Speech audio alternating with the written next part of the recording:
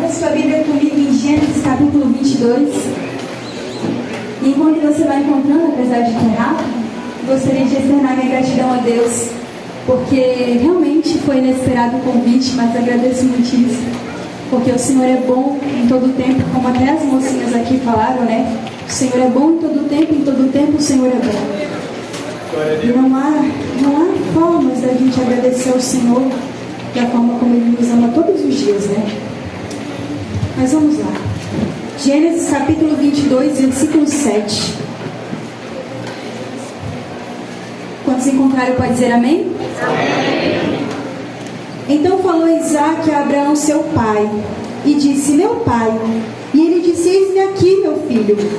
E ele disse: eis aqui o fogo e a lenha, mas onde está o cordeiro para o holocausto? E disse Abraão: Deus proverá para si um cordeiro para o holocausto, meu filho. Assim caminharam juntos. E chegaram ao lugar que Deus lhe dissera, e edificou Abraão ali um altar. E pôs em ordem a lenha, e amarrou a Isaque seu filho, e deitou sobre o altar em cima da lenha. E estendeu Abraão a sua mão, e tomou o cutelo para imolar o seu filho. Mas o anjo do Senhor lhe bradou desde os céus e disse: Abraão, Abraão. E ele disse: eis-me aqui.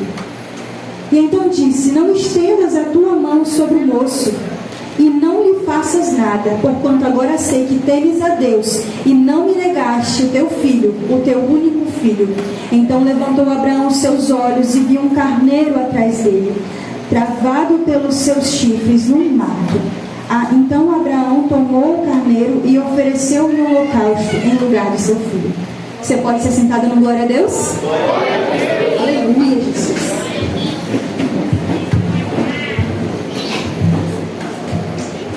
Meus irmãos, a ministração que o Senhor colocou no meu coração hoje tem por tema uma fé prática e a pessoa do Espírito Santo.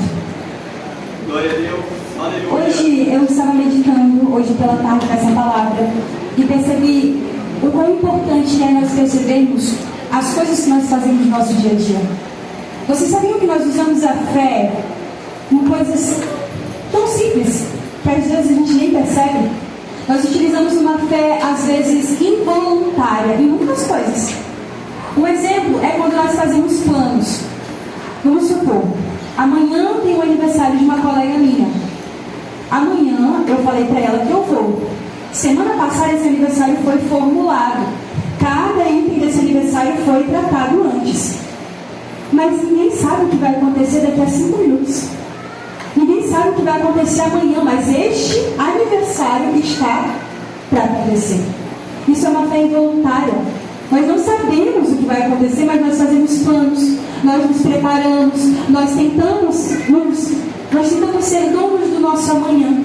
Mas a própria Bíblia fala que mesmo que nós nos preocupemos muito, nem sequer 1 hora de vida nós podemos acrescentar às nossas vidas. Então, a fé é algo interessante, porque você pode usar ela de diversas maneiras. Uma delas foi a que eu citei, de maneira involuntária. Mas existe também a fé voluntária, uma fé prática, uma fé sincera e efetiva. Esse tipo de fé é interessante, porque ela move montanhas. A Bíblia fala que se a nossa fé for do tamanho de um grão de mostarda, poderíamos dizer ao monte, sai-te daí e vai-te ao mar, e ele iria.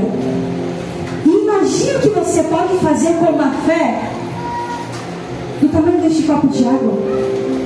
Imagina o que você pode fazer com uma fé do tamanho dessa caixa de som.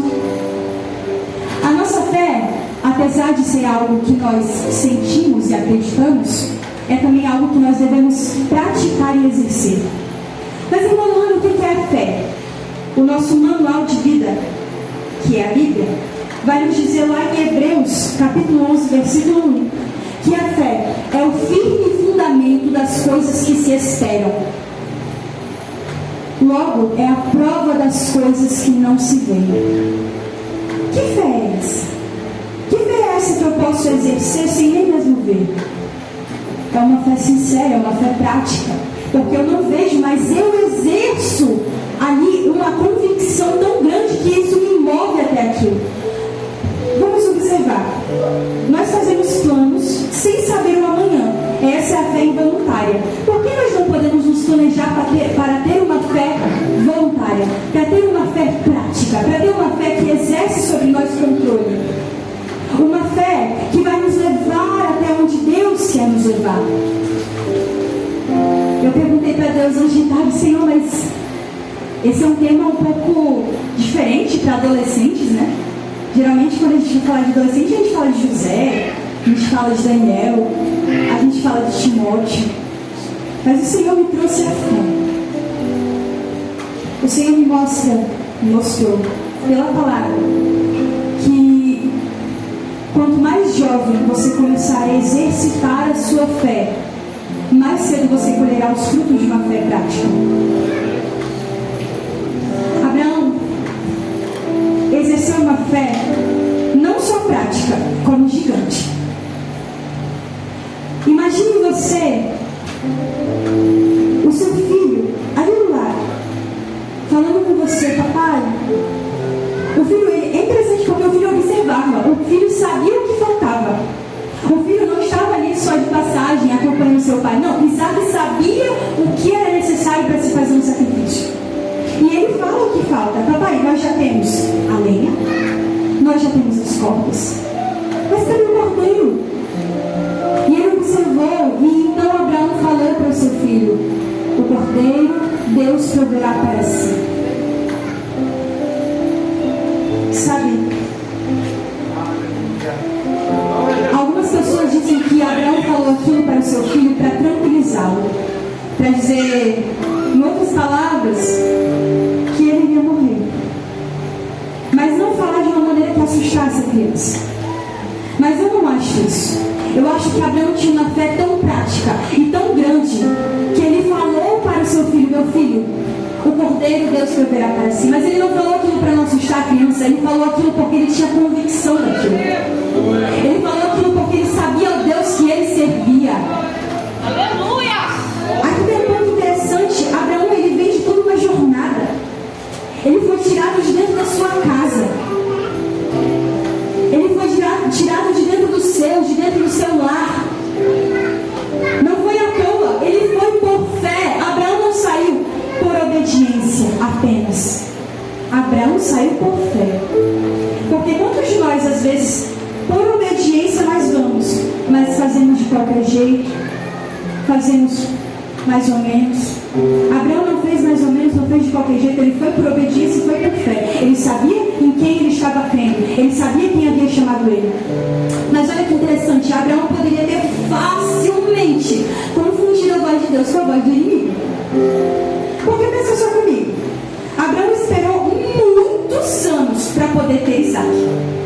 Primeiro, Abraão recebeu a promessa já velho, e esperou ainda muitos anos para poder receber o cumprimento da promessa.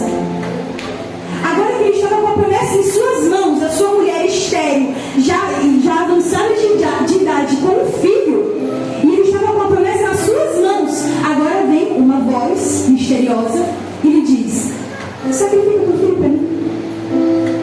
Sacrifica a tua bênção. Me dá a tua promessa. Abraão poderia dizer: não, isso é coisa do inimigo. Isso é coisa do inimigo. Por que eu vou escutar essa voz? Não esperei tanto tempo para poder ter essa promessa. Por que eu vou entregar? Por que eu vou sacrificar? Mas aqui Deus nos ensina que alguns sacrifícios são necessários para alcançarmos lugares de honra com o Senhor. O texto fala do sacrifício de Isaac, mas fala muito mais da fé de Abraão. Fala muito mais da obediência de Abraão. Sabe, ele poderia ter confundido a voz de Deus com a voz do inimigo, mas ele não confundiu porque ele sabia como era a voz de Deus. Será que nós, isso se aplica a mim também, será que todos nós estamos sabendo ouvir a voz certa? Será que todos nós estamos sabendo discernir a voz do Espírito Santo aos nossos corações? Sabe, a Bíblia fala que as ovelhas conhecem a voz do seu pastor. Se você for uma ovelha que não conhece a voz do seu pastor, eu te afirmo com segurança, você será enganado. Você será enganado. Às vezes nós pensamos que estar na igreja, participar dos cultos, vir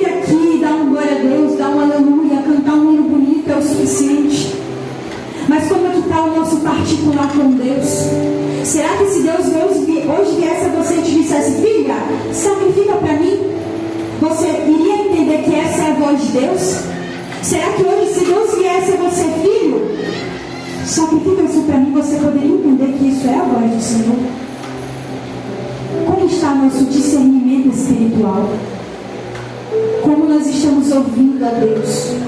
Será que nós estamos com a nossa mente tão cheia das vozes do mundo que não conseguimos dar espaço para a única voz que é realmente importante, que é a voz do Senhor? Sabe? E eu não vim hoje apenas te apontar o caminho, porque em muitas pregações, na minha juventude, ainda estou aqui, na minha adolescência, eu recebia muitas pregações, né? Via muitas pregações em que as pessoas, os pregadores, sempre apontavam o caminho, mas eles nunca te diziam como exercer esse caminho no dia a dia. É difícil alguém falar: meu filho, você tem que fazer assim, assim, assim e assim. Não, geralmente dizem: você tem que fugir do mal, você tem que fugir da aparência do mal. Não está errado, você realmente tem que fugir da aparência do mal, mas você precisa entender como fazer isso. Você precisa entender quais são os passos que você vai dar. Não adianta colocar no coração: eu sou crente e venho para os cultos de domingo, eu sou crente e não falta o EBD. Não, você tem que exercer a tua fé lá fora, não só dentro da igreja. Glória a Deus. E aqui o Senhor me trouxe 3 formas de exercer uma fé prática. 3 formas que você pode aplicar no seu dia a dia. E a primeira forma é manifestando a palavra. Essa é a minha favorita, porque Glória a Deus. é interessante, a Bíblia fala que a fé vem pelo ouvir, e o ouvir da palavra de Deus. Romanos 10:17. Se a fé vem pelo ouvir a palavra de Deus, como é que a gente vai ter fé se a gente não para ouvir a palavra de Deus? Se a gente não para ler a Bíblia? Se esse é o nosso manual de vida, como é que a gente vai ter fé no que está escrito aqui se a gente nem lê o que está escrito aqui? Precisamos entender o que está escrito aqui, porque hoje há pessoas que param para ler a Bíblia 1, 2, 3, 4, 5 horas, mas não é para aprender de Deus. Tem pessoas que param para ler a Bíblia e estudar este livro para negar a nossa fé, para achar formas de nos confrontar e nos desmentir, para achar formas de nos envergonhar, enquanto Deus quer que nós sejamos ministros da sua palavra a pessoas do mundo que são ministros do inferno, para vir nos desmentir. E como é que nós vamos aprender a fazer isso? Pela palavra.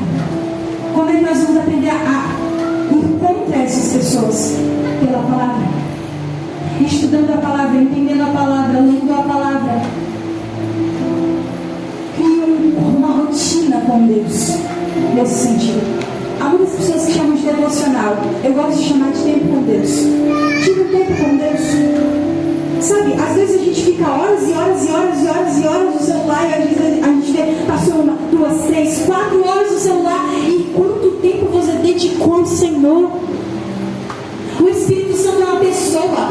Imagina uma pessoa loucamente apaixonada por você, e você ignora essa pessoa todos os dias. Todos os dias. Todos os dias. Você imagina como essa pessoa vai se sentir no final da semana? Você imagina como essa pessoa vai se sentir no final do mês? No final do ano? Sabe? Às vezes nós pegamos 24 horas do nosso dia e 20 dessas horas são dedicadas a qualquer outra coisa, menos a Deus. Fique com a boa parte. Irmãos, manifestar a palavra é você estudá-la, compreendê-la e aplicá-la. Não adianta ler a palavra e não aplicar. Não adianta ler a palavra todos os dias e não botar em prática. Se você lê a palavra, você precisa aplicar a palavra. Este livro é um livro tão temido que em lugares do mundo ele é proibido sequer de ser mencionado. Se você diz que tem uma Bíblia em casa, você é morto. Se você carrega uma Bíblia, você é torturado até a morte. Temos o privilégio de ter a Bíblia acessível a nós. A qualquer momento você pode abrir a sua Bíblia e entender o que Deus vai falar com você. A qualquer momento.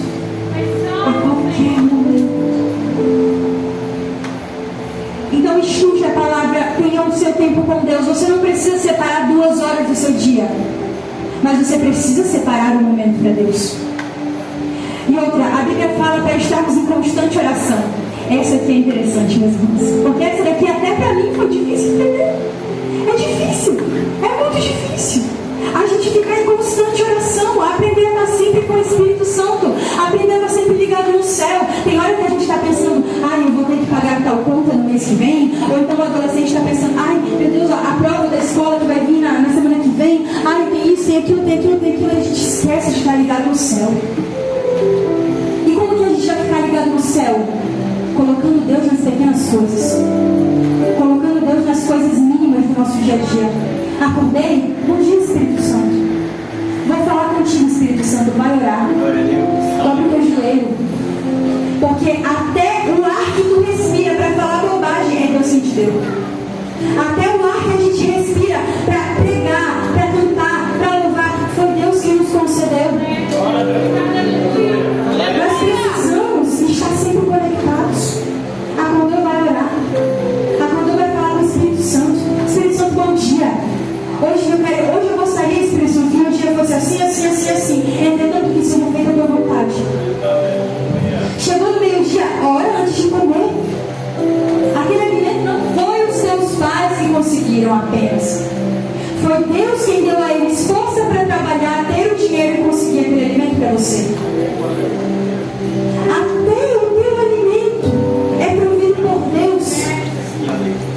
Que Deus é esse que você ignora, sendo que Ele está em todos os detalhes da tua vida. Todos os detalhes. Chegou a noite, não vá dormir sem orar. O Espírito Santo é uma pessoa, ele tem sentimentos e ele se magoa. Você tem uma pessoa 24 horas ali no seu lado. 24 horas. Nenhum momento você está sozinho. O Espírito Santo está com você. Aprenda a falar com Ele, aprenda a se comunicar com Ele. Não o ignore. Você gostaria de ser ignorado 24 horas por dia? Você gostaria de ser lembrado só quando alguém precisa de você para alguma coisa? Ai, Deus, ai, eu quero tanto passar naquela prova. Ai, Jesus, me ajuda aí. Não, filha, mas eu quero falar sobre outras coisas contigo. Ah, não, pai, mas agora não. Não, filho, mas eu quero te usar em outras áreas da tua vida. Não, pai, agora não, eu só quero isso aqui mesmo. Quantas vezes nós deixamos de receber coisas grandes de Deus porque estamos oferecendo o mínimo para Ele? Não é tempo de oferecer o mínimo. É tempo de oferecer o teu melhor.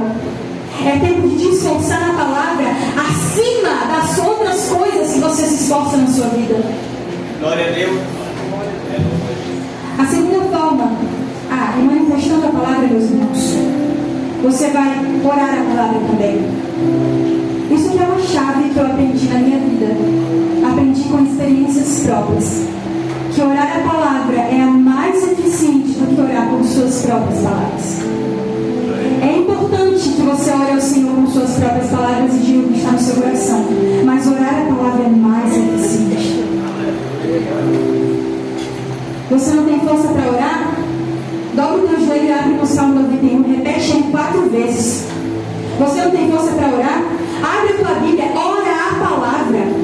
Ah, Deus, mas eu não estou sentindo de orar. Quem disse que você precisa sentir para ir falar com Deus? Quem disse que você precisa sentir vontade para ir falar com o teu Criador, com aquele que te criou? Você precisa sentir vontade para fazer outras coisas da tua vida. Para buscar Deus, você tem que ir na barra. Se você quiser ou se não quiser, vá. Isso aqui, irmãos, eu não estou tentando constranger ninguém. Eu não estou tentando forçar ninguém. É porque quem viveu sabe o preço de buscar o Senhor mesmo quando você não tem vontade. Quem viveu sabe o que é ir aos pés do Senhor chorando e se lamentando. Porque você não consegue mais sentir a presença de Deus. Porque você não consegue mais ouvir o Espírito Santo falando. Quem viveu sabe. Glória a Deus. Ao preço.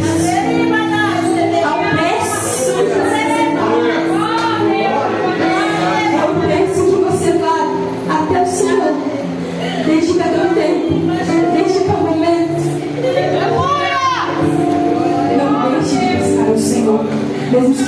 tiveram vontade. A segunda forma, meus irmãos, de você ter uma fé prática é ficando com uma boa parte. Em Lucas 10 vai falar uma passagem onde Marta e Maria estavam com Jesus em sua casa. Marta estava ocupada com o serviço de casa. Então Jesus chega na sua casa e Maria para de ajudar Marta para ir ouvir Jesus pregar. Ela vai ouvir Jesus ensinar. E Marta, constrangida e decepcionada com a situação, vai falar para Jesus: Jesus, não vê que ela está me deixando só? Não te incomodas com isso? Diga a ela que me ajude. Marta olhou para a situação e achou que Maria fosse preguiçosa. Achou que Maria estivesse deixando ela só, fazendo o trabalho sozinha. O que Marta não viu é que Maria estava escolhendo a boa parte. Maria estava escolhendo o necessário. Maria estava escolhendo a única coisa que é realmente preciosa nas nossas vidas, que é o Senhor Jesus. E o Senhor Jesus fala para Marta: Marta, Marta, estás muito ansiosa e afadigada com muitas coisas, mas uma só é necessária. Só uma coisa é necessária, meus irmãos. A gente pensa que a gente precisa do resto. Não, não precisa. Só uma coisa é necessária. A Bíblia fala: buscai primeiro o reino de Deus e as outras coisas vos serão acrescentadas. Glória a Deus. Buscai primeiro o reino de Deus e a sua justiça. É só isso, meus irmãos. É o que a gente precisa. As outras coisas vos serão acrescentadas. A Bíblia fala: por que estáis ansiosos pelo que haveis de comer e beber? Se até os pássaros do céu, que não plantam e não semeiam, o Senhor os guarda. Se até os lírios do vale, que um dia nasce e no outro morre, se até os lírios do vale, que são bem vestidos e bem cuidados, a Bíblia fala que eles amam toda a sua glória, se vestir como um dos lírios dos vales. Não andeis ansiosos pelo que haveis de comer ou beber, porque o Senhor o proverá. Glória a Deus. Então fique com a boa parte. Mantenha os seus olhos no Senhor. Aqui tem um segredo, meus irmãos. Como Marta, haverá pessoas que vai olhar para você, escolhendo a boa parte, e vai te taxar como preguiçoso, vai te taxar como doidinho da cabeça. Nossa, olha lá, essa irmã fica aí falando em língua no meio do culto, fica aí gritando, fica rodando. Ah não, olha esse irmão aí, ele fica vindo para a igreja 1 hora antes, 2 horas antes para orar. Nossa, para que isso? O culto só começa da hora, por que vem tão cedo? Vai ter gente que vai te criticar, vai ter gente que vai falar mal de você, acostume-se. A Bíblia nos conta de um Deus que entregou o seu filho por amor de nós. E este que se entregou por amor de nós foi caluniado, foi levado ao madeiro por uma injúria, uma falsa palavra. Se até o nosso próprio mestre foi condenado injustamente, quem somos nós? Quem somos nós? Porque não queremos que ninguém fale mal da gente, não queremos que ninguém olhe torto pra gente. Mas você viu? Não olha torto pra mim, não, essa daí não pode. Não, Deus. Isso é bíblico. Isso é bíblico. Vão olhar torto pra você, sim. Vão falar mal de você, sim. Vão caluniar você, sim. Mas a Bíblia diz que tem um céu de glória esperando por nós.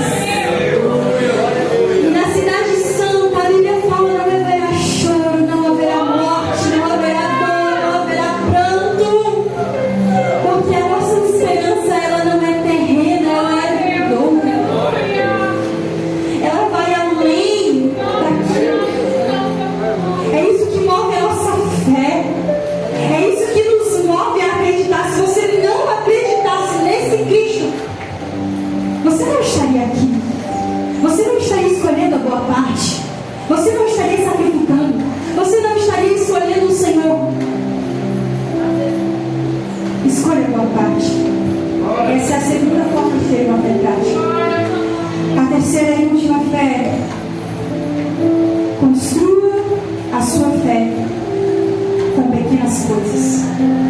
Essa eu acho magnífica. Sabe por quê? Porque às vezes a gente olha para a fé, a gente pensa na fé, a gente pensa em coisas grandes, tipo Noé. Noé ficou 120 anos construindo uma arca, irmãos. É muita fé. É uma fé gigantesca. Às vezes a gente custa para acreditar em uma coisa e depois passa um ano. Imagina 120 anos construindo uma arca. Mas é porque ele tinha uma fé muito grande. Agora, vai perguntar se a fé de Abraão começou na arca? Não. A fé de Abraão, ela começa pequena. A nossa fé começa pequena. Começa sendo construída bloco por bloco. Construção por construção. E aqui eu tenho um testemunho da minha parte para contar. De como é bom e edificante você começar tendo fé nas coisas pequenas. Na minha casa, meus irmãos, há uns 1 mês, 2 meses atrás, eu estava com muita vontade de comer um bolo. Nossa, muita vontade. E aí eu fiz, né? Eu fiz a massa, tudo certinho e tal, para poder assar o bolo. Não, vou comer o bolo hoje. Muita vontade. E aí eu fiz a massa, fiz tudo certinho. E aí comecei a ligar o forno para poder assar o bolo. Meus irmãos, aquele forno estava testando a minha paciência. Ele não ligava de jeito nenhum. Não ligava. Eu fiquei 6 minutos tentando ligar aquele forno. E foi 6 minutos assim, ó. Aperta e gira, aperta e gira. E 6 minutos. E vai, batalha, e o forno não ligava. O forno não ligava. Eu sei, ó Jesus, o que está acontecendo nesse forno? E o forno estava bonzinho, irmão. Estava bonzinho. Nesse dia ele resolveu ficar ruim. No dia que eu queria bolo. Aí, eu comecei a lembrar de um estudo que eu tinha feito naquela mesma semana. Sobre como exercer a fé. E a importância da fé. E naquela semana, meus irmãos, graças a Deus que eu fiz aquele estudo. Porque quando eu vi que aquele forno não estava acendendo de jeito nenhum, eu peguei uma folha de papel e aí eu queimei assim a ponta, é um clássico, né? A gente queima assim a folha de papel na ponta e joga lá dentro para ver se acontece alguma coisa, né? Não aconteceu nada. Não acendeu, irmãos, não acendeu. E o gás vazando e o negócio não acendeu.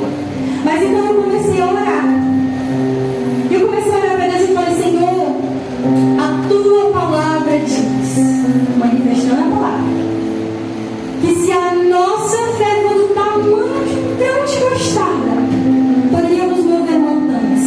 Senhor, eu tenho certeza que a minha fé é maior que o meu desgostado. Acende esse fogo. Em nome de Jesus, se for vai acender agora. Não é que acendeu o fogo, irmãos. O fogo acendeu depois da minha oração. E eu fiquei uns 10 minutos assim, né? Porque foi tentando jogar a folha lá dentro, a folha acesa no fogo, né? Lá dentro, e tentando acender o fogo. E não acendia. Mas depois da oração acendeu na hora, irmãos. E às vezes a gente pode pensar, nossa, que coisa pequena, né? Que coisa simples. Mas sabe, é nas simples coisas que a gente vai crendo que a gente chega no nível de Abraão. Olha o tamanho da fé de Abraão. É nas pequenas coisas que a gente vai construindo uma fé gigante. Uma fé que não só move montanhas, mas move os céus ao nosso favor. Uma fé prática. Uma fé que você não precisa ficar 1 hora, 2 horas, 3 horas pedindo a mesma coisa. Não. É uma fé prática. Você exerce quando você precisa e você exerce em todo tempo. Precisei, exercício. É assim que funciona a fé, irmãos. Então, aquele forno foi algo simples, simplório, mas aquilo fortaleceu a minha fé de um jeito, irmãos. Vocês não têm noção. Eu fiquei com aquilo guardado no meu coração e eu falei, Senhor, se o Senhor acendeu aquele forno através da minha fé, eu tenho certeza que o Senhor pode fazer mais. Eu tenho certeza que a minha fé pode fazer mais coisas. A sua fé ela pode fazer muito mais do que você imagina. Às vezes nós desistimos fácil demais. Porque não aconteceu na primeira vez, porque não aconteceu na segunda. Vamos, continue exercendo a sua fé. Continue, manifeste a palavra. Manifeste a palavra. Lembre do que você estudou, lembre do que você leu. A Bíblia diz que vai para a guerra, irmão. Vai para a guerra. Porque isso aqui é o manual de fé. É aqui que tu vai encontrar as melhores formas de exercer a tua fé. naquele monte. Abraão naquele monte. Eu tenho certeza que ele olhou para o seu filho e ele entristeceu o seu coração quando Deus pediu para ele sacrificar o único filho que ele tinha. Eu tenho certeza, irmãos. Mas a Bíblia fala, capítulo 22, versículo 2 e 3, e disse: toma agora teu filho, teu único filho Isaque, a quem amas, e vai-te à terra de Moriá e oferece-o ali no holocausto sobre uma das montanhas que eu te direi. Versículo 3: então se levantou Abraão pela manhã de madrugada e pôs em cena o seu jumento. Então levantou-se Abraão de manhã de madrugada. Abraão com certeza se entristeceu, mas por nenhum momento ele duvidou. Perceba que Abraão, o tempo, o espaço em que o Senhor fala com Abraão e Abraão faz o que Deus mandou é muito curto. Abraão, Deus fala com Abraão de noite, Abraão dorme no outro dia, de madrugada o cara levanta. De madrugada o homem levanta e vai lá fazer o que Deus falou, mesmo com o coração entristecido.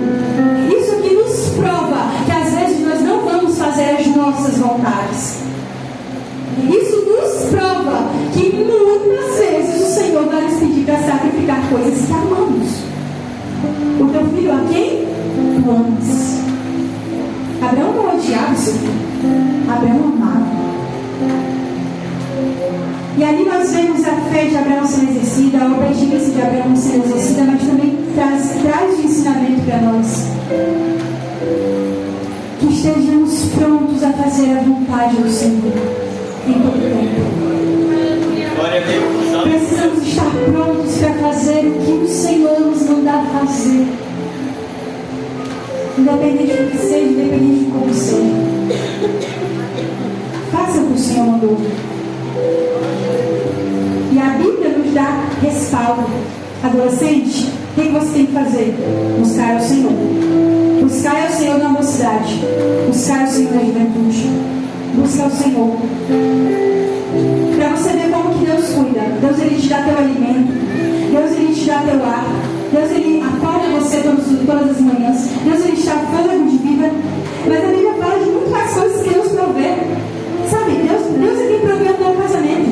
Quantos aqui são solteiros? Solteiros, levanta a mãozinha. Deus provê um bom casamento. É Ele quem provê. Você já parou para pensar que muitas e muitas famílias são destruídas hoje porque escolhas erradas foram feitas na hora de escolher com quem se casar? Meus irmãos, eu não estou falando aqui de algo. Eu sei que às vezes dá um pouco de vergonha falar sobre esse assunto, mas eu tenho vergonha. O casamento é algo necessário, mas você precisa saber escolher. Você precisa saber escolher. Faz uma lista, minha filha. Mostra, fala para Deus e bota lá 21, 22, 23 itens. O que tu quer do teu varão? Bota lá, minha filha. E ora ao Senhor, bota o teu filho no chão. Senhor, eu quero assim, assim, assim, assim, assado. E seja feita a tua vontade. E o Senhor cumpre. O Senhor cumpre. Meu filho, bota lá no teu coração 7 dias de campanha pela tua futura esposa. Vai orar, levanta de madrugada, bota o teu despertador. Ah, mas irmão, já estou namorando. E aí? Vai orar pela tua namorada, vai orar pelo teu namorado. Eita Deus. Aprenda a orar pelas pessoas que vão viver a vida com você. Essa pessoa vai ficar contigo até a tua morte. E tu não vai orar por ela? Aprenda a orar pelas pessoas que Deus te deu. Glória a Deus. Aleluia. E assim, meus irmãos, esse é o tipo de fé que um cristão deve ter. Uma fé prática, uma fé sincera, uma fé que busca mesmo sem vontade. Essa é a fé que nós devemos exercer. Exerça a sua fé e você verá resultado.